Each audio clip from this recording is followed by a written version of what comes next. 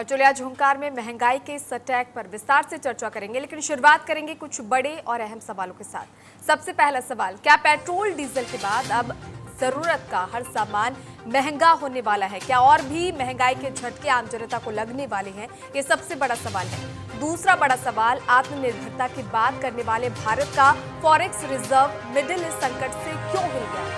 क्या कोई और विकल्प भारत के पास नहीं था? ये बड़ा सवाल है। तीसरा और अहम सवाल, पीएम मोदी का बचत का मंत्र अस्थायी समाधान है, लेकिन सरकार क्या ठोस कदम उठा रही है जनता को राहत देने के लिए? ये सबसे अहम सवाल है और इन्हीं सवालों के साथ चर्चा की शुरुआत करेंगे। कुछ खास मेहमान मेरे साथ इस चर्चा में जुड़ चुके हैं। हमारे साथ राजेश्वर पैन्यूली जी जुड़ चुके हैं, बीजेपी के प्रवक्ता है। राजेश्वर जी, बहुत स्वागत है आपका टीएनपी न्यूज पर।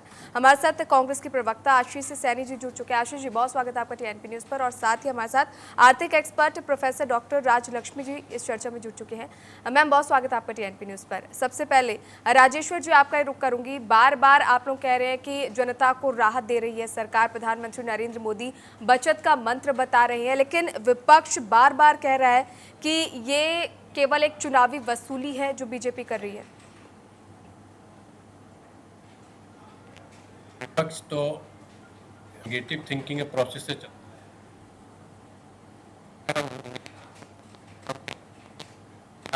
साहब का खुद ही सुन रहे थे कि भारत मैक्सिमम देश है, खासतौर से जो इस हमारे ब्लॉक के केसेज हैं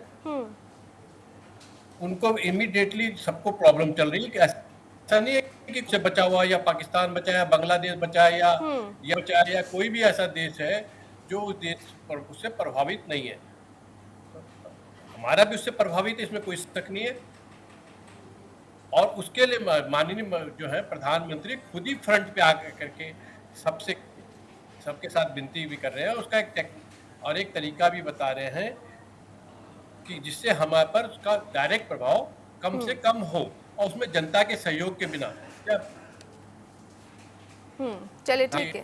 हमारे लाल बहादुर शास्त्री थे, चाहे किसी की भी बात भी कर ले, सब लोगों ने जनता के सहयोग से करा और जनता का सहयोग हमेशा हमारे साथ भी रहेगा और आगे भी रहेगा, बिल्कुल ऐसा हमारा मानना है। क्योंकि सबका विश्वास माननीय प्रधानमंत्री जी के साथ लोग खड़े हुए हैं। बिल्कुल बिल्कुल राजेश्वर जी, जनता पूरा सहयोग कर रही है सरकार का, और जिस तरह से लगातार प्रधानमंत्री अपील कर रहे हैं, लोग उनका सहयोग भी कर रहे हैं, लेकिन जनता को सरकार से काफी उम्मीदें है। कैसे राहत देंगे, कैसे इस समस्या से जो है लोगों को बाहर निकालेंगे, ये सबसे बड़ी असमंजस की स्थिति है। देखिए, अभी उन्होंने आपको फर्स्ट फेज में करा है और इंटरनली आज की डेट में जो कर रहे हैं उनमें भी सब जगह से बातें चल रही हैं कि आगे की जो रणनीति कैसे रखी जाए, कैसे उस चीज़ों को स्टेबलाइज किया जा सके। अभी तो सबसे जो इमीडिएटली जो प्रॉब्लम है वो ये है कि हमारे फॉरेन एक्सचेंज बचाना है, क्योंकि हमारी 85% अगर हम उसकी बात करें, जो पेट्रोल और डीजल की बात करें तो इंपोर्ट पर है। तो उससे जैसे ही कोई पेट्रोल पर उनके प्राइसेस क्रूड ऑयल की बढ़ती है तो इमीडिएटली हमारे पर इम्पैक्ट आता है।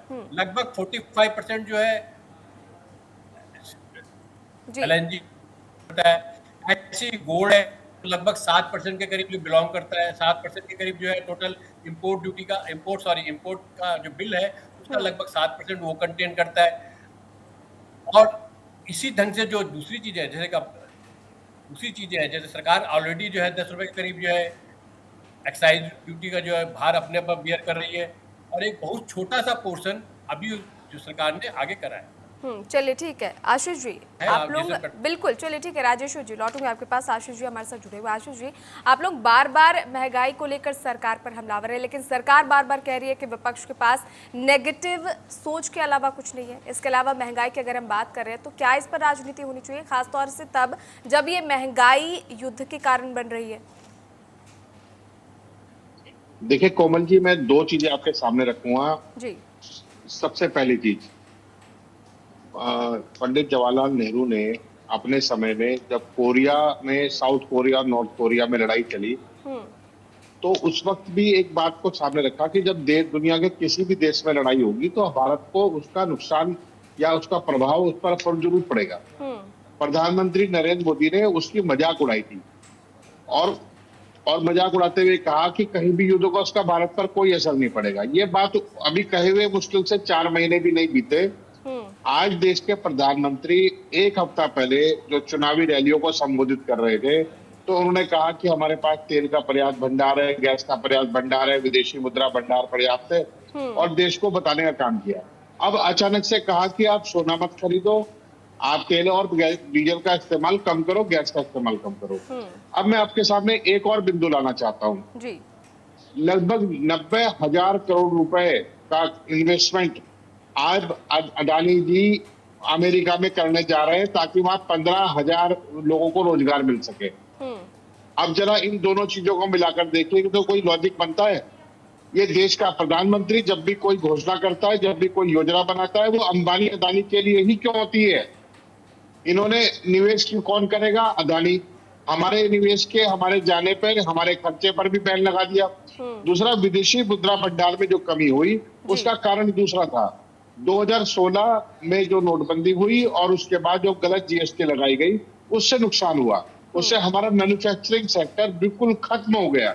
आज मैन्युफैक्चरिंग में हम लगातार घटते जा रहे हैं, निर्यात हमारा घट रहा है और बाहर से जो सामान मंगाना पड़ रहा है वो बड़ी चीजें है। मुझे आप बताइए, लैपटॉप, अभी एक मोबाइल फोन कंपनी है एप्पल, एप्पल ने एक नया फोन लॉन्च किया। पूरे भाजपा के लोग घर घर लेकर उस फोन को नाचते हुए घूमे कि ये नया फोन आ गया है, ये हमने बनाया, ये हमने बनाया, जबकि सबको मालूम है वो असेंबल्ड किया गया है। जी। अमेरिका ने हमारे जो उत्पाद है जिनको हम निर्यात कर भी रहे थे उस पर भी टैरिफ लगा दिया और उसको भी रोकने का काम किया। तो ये प्रधानमंत्री अमेरिका से बात क्यों नहीं करते कि वो टैरिफ हटाएं? ये प्रधानमंत्री विदेशी मुद्रा भंडार बनने के लिए मैन्युफैक्चरिंग सेक्टर को क्यों नहीं बढ़ा रहे? और ये छूट अदानी जी के लिए क्यों दी गई है 90,000 करोड़ रुपए के इन्वेस्टमेंट की? इसका जवाब मैं दूंगा। इसका जवाब यह है कि उनके खिलाफ जो वारंट कटे हुए हैं और जो वहां, तो उसको बचाने के लिए, उसके लिए समझौता किया जा रहा है। इसीलिए देश के लोगों में ऐसा भ्रम फैलाया गया। दूसरा, तेल और तेल की जो कीमतें हैं, जब आप रशिया और चाइना हमें सस्ता तेल देने को तैयार है, तो ये महंगा तेल खरीद क्यों रहे हैं अमेरिका से? इस बात का जवाब ये दे चलिए इस यानी सवाल दोनों का तरफ जवाब से मिलेंगे। जनता चलिए की ठीक है। गर्दन पर